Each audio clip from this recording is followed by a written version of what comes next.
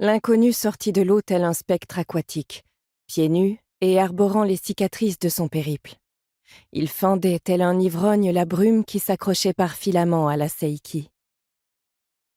Les légendes d'antan affirmaient que les spectres aquatiques étaient condamnés à vivre dans le silence, que leur langue s'était flétrie en même temps que leur peau et que leurs os n'étaient plus recouverts que d'algues, qu'ils se tapissaient dans les hauts fonds pour entraîner les imprudents au cœur de l'abysse. Tané n'avait plus craint ces racontards depuis la petite enfance. Désormais, son poignard incurvé tel un sourire brandi devant elle, elle fixait du regard la silhouette, avançant dans l'obscurité. Quand le spectre l'appela, elle tressaillit. Les nuages laissèrent alors filtrer le clair de lune qu'ils avaient retenu, juste assez pour lui permettre de voir à qui elle avait affaire, et réciproquement. Il ne s'agissait pas d'un fantôme, mais d'un étranger. Elle l'avait vu, et il était trop tard pour revenir en arrière. Sa peau était brûlée par le soleil, ses cheveux étaient semblables à de la paille, et sa barbe dégouttait d'eau. Les passeurs avaient dû l'abandonner au large, le laissant nager jusqu'à la rive.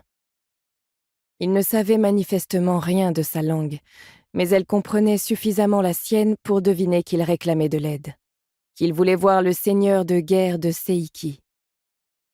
Elle avait le cœur comme une poignée de tonnerre. Elle n'osa parler, car lui montrer qu'elle connaissait sa langue aurait suffi à forger un lien entre eux et à se trahir.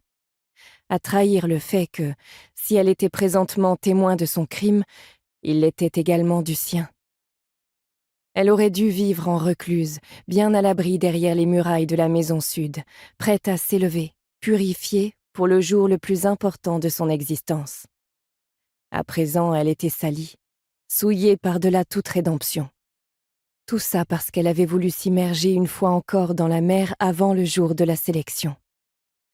D'après certaines rumeurs, le grand Kuiriki avait un penchant pour celles qui avaient le cran de s'éclipser pour chercher les vagues durant leur réclusion. Au lieu de quoi, il lui avait envoyé ce cauchemar. Elle avait été trop chanceuse toute sa vie.